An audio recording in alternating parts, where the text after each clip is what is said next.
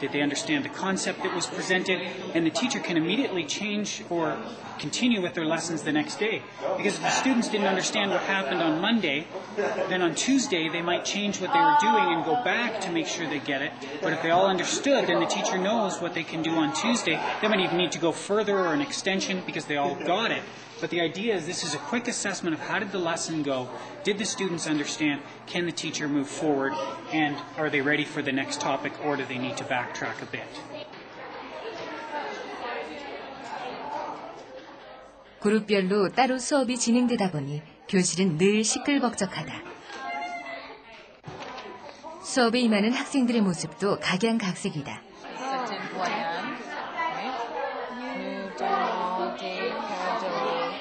They can break students off in different groups.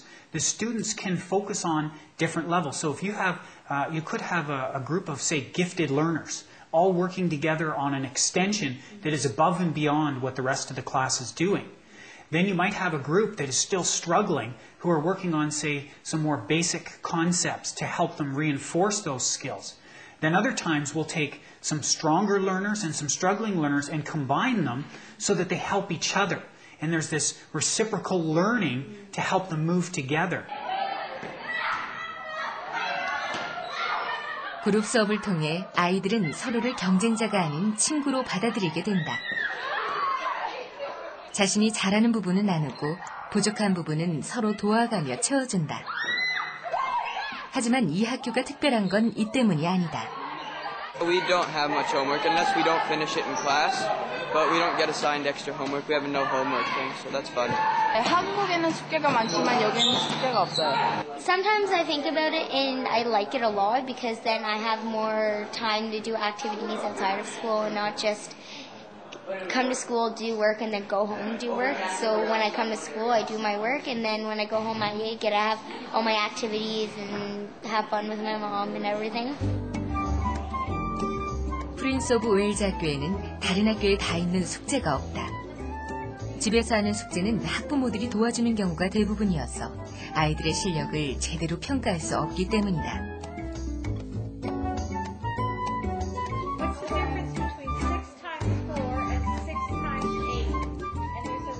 대신 그날 주어진 과제는 수업이 끝나기 전까지 반드시 학교 안에서 해결하는 게 원칙. 집까지 가져가야 할 정도로 버거운 과제는 없다. They have a choice of personal reading, and from that they have to take a box from here and then a choice of here, complete them, and over the course of 2 weeks they then glue them onto a bigger sheet, and it's strategies to improve their reading comprehension. 아이들이 각자 선택한 책을 읽고 작성한 읽기 상자는 책 내용을 얼마나 어떻게 이해했는지 알아볼 수 있는 척도다. 숙제가 없는 대신 다양한 과제가 주어지지만 모르는 게 있으면 그 자리에서 해결할 수 있기 때문에 학부모나 인터넷의 도움을 받는 숙제와 달리 100% 아이들의 실력이 된다.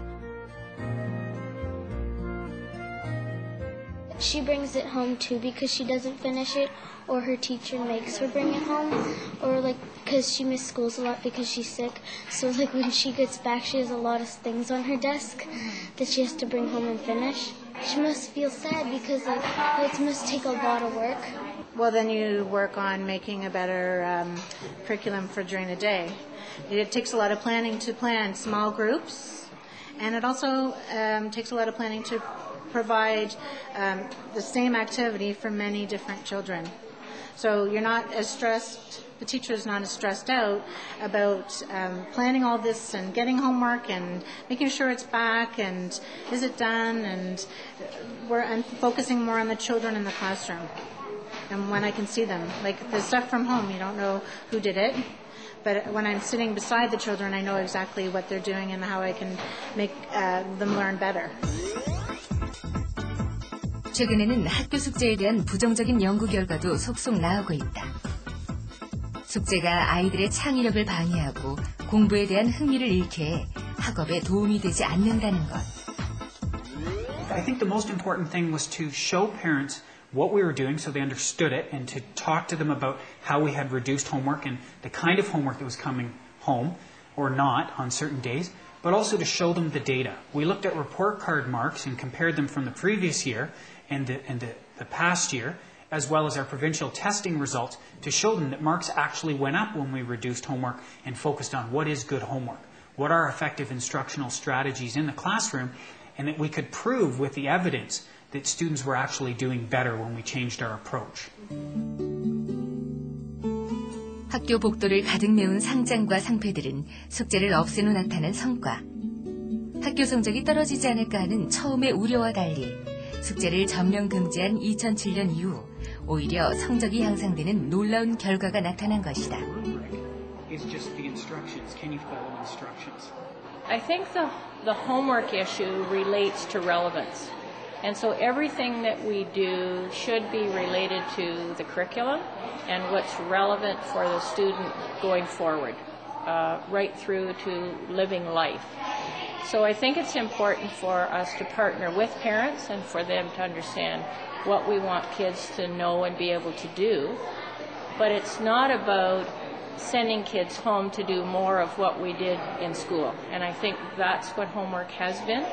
So I would totally agree with the initiative to say the no homework policy. 저학년의 경우 숙제는커녕 시험도 없다. We hear that little word. Another word. Grayson, what word do you see? 평가는 점수로 매겨지는 것이 아니라 얼마나 발전했는지 학습의 질을 평가하는 것이라고 믿기 때문이다. Someone help Chase. Alyssa?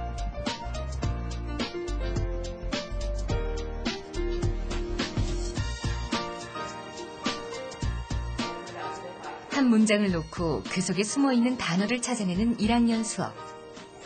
모든 수업은 아이들이 스스로 해답을 찾을 수 있도록 길을 열어줄